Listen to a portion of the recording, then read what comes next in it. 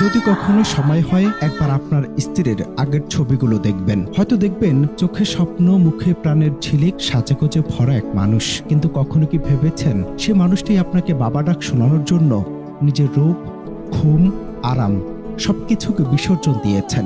অথচ আমরা কত সহজেই স্ত্রীকে প্রশ্ন করি, তুমি আমার জন্য কি করেছো? তখন কি তার এই নিঃশব্দ ত্যাগগুলোর কথা একবার মনে পড়ে না?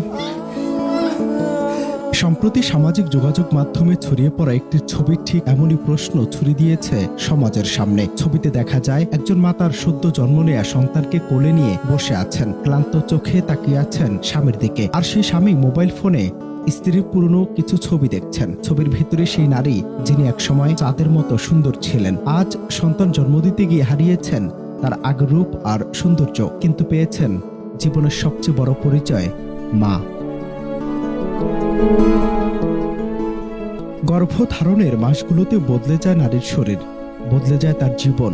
রাতের ঘুম হারায়, শরীর ভেঙে পড়ে, মানসিক যুদ্ধ চলে প্রতিদিন। তবুও সে হাসে, কারণ তার সামনে একটাই স্বপ্ন, তার সন্তান। একজন নারী শুধু সন্তান জন্ম দেন না, তিনি নিজের একটা অংশ দিয়ে নতুন জীবন তৈরি করেন। এই ত্যাগের ঋণ কোনো স্বামী, কোনো সন্তান, কোনো সমাজ তো কখনোই পুরোপুরি শোধ করতে পারে না।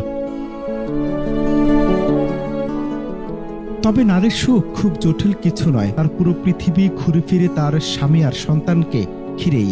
তাই নারী কখনো আসে রমণী হয়ে, কখনো অর্ধাঙ্গিনী হয়ে, আবার কখনো মা হয়ে। সমাজ বদলাতে চাইলে আগে বদলাতে হবে আমাদের দৃষ্টিভঙ্গি।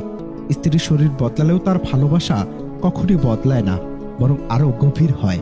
প্রশ্ন একটাই, আমরা কি সেই ভালোবাসার মূল্য দিতে শিখেছি, কিংবা দিয়েছি কখনো?